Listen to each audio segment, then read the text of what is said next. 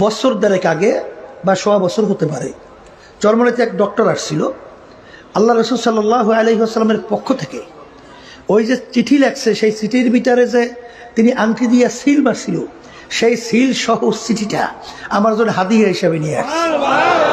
তখন আমি তাকাই তাকাই দেখলাম যে আল্লাহ রসুল সাল্লাল্লাহু আলাইহি ওয়াসাল্লামের আংটি মোবারক সিলটা কেমন ছিল।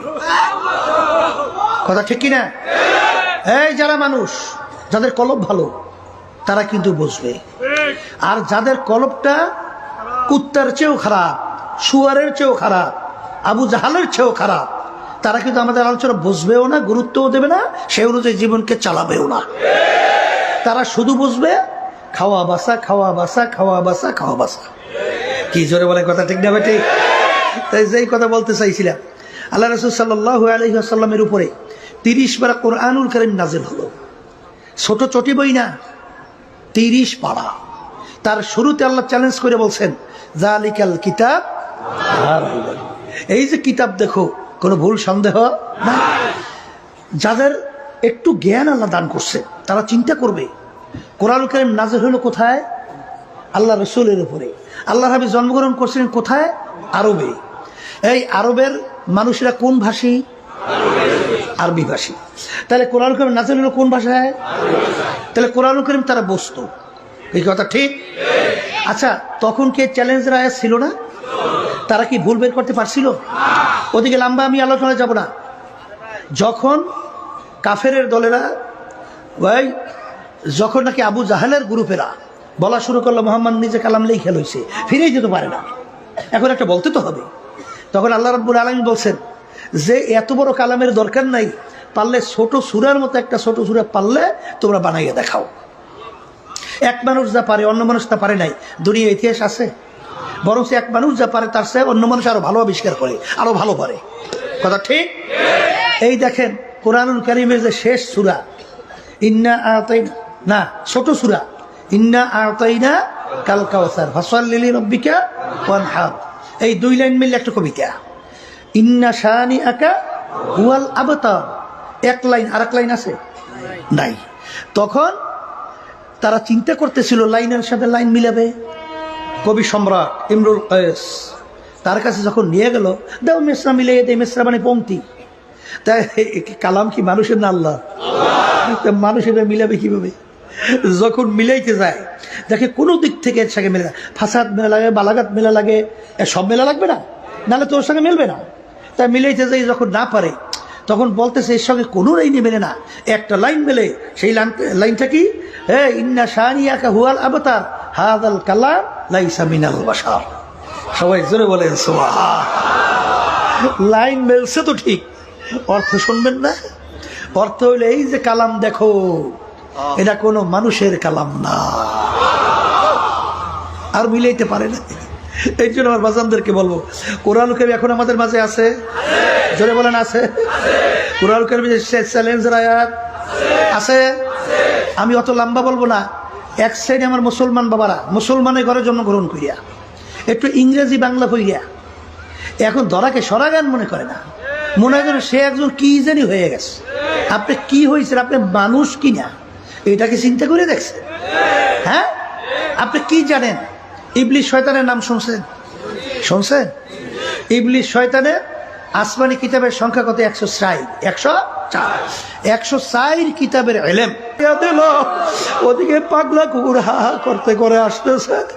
ওই সময় তোমার যা অবস্থা, এর সে 1000 লক্ষ কোটি গুণ বেশি মুসিবত, কঠিন অবস্থা।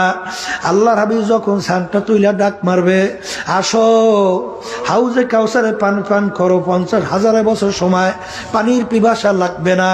কোটি কোটি উম্মত দৌড় দেবে, পথের মধ্যে কতিপয় উম্মতকে ফেরেশতারা টাইনা টাইনা ধইরা রাখবে। তখন তারা গলা ফাটা চিৎকার মারবে, আল্লাহর রাসূল আপনি আমাদেরকে আসতে বলছেন, ফেরেশতারা আসতে দেয় না।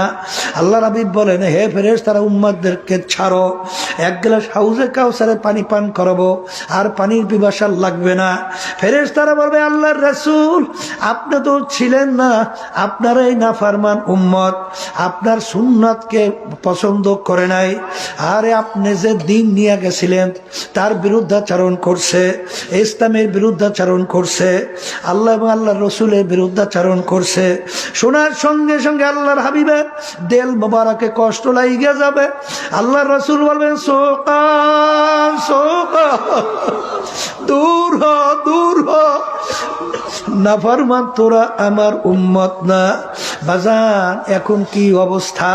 ওদিকে সূর্যের তাপ, নিচে তামার জমিন। আরে আল্লাহ কোরআনুল কারীমের ভিতরে বলেন, লা ইয়ামুতু ফিহা ওয়ালা ইয়াহইয়া, এত কষ্ট মানুষ বাঁচবেও না, মরবেও না। এই অবস্থায় কি হবে?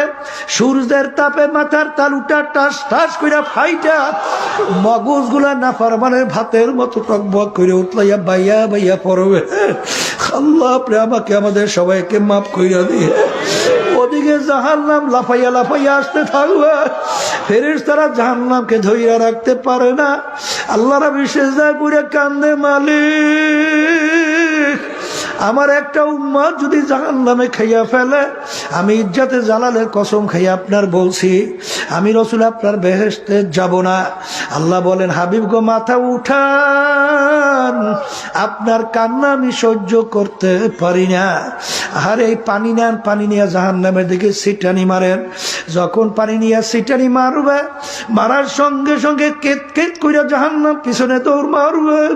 আল্লাহর হাবিব শুকরিয়া আদায় করবে, মালিক, এ কোন কুদরতি পানি, এত ফেরেশতা জাহান্নাম ধইরা রাখতে পারে না।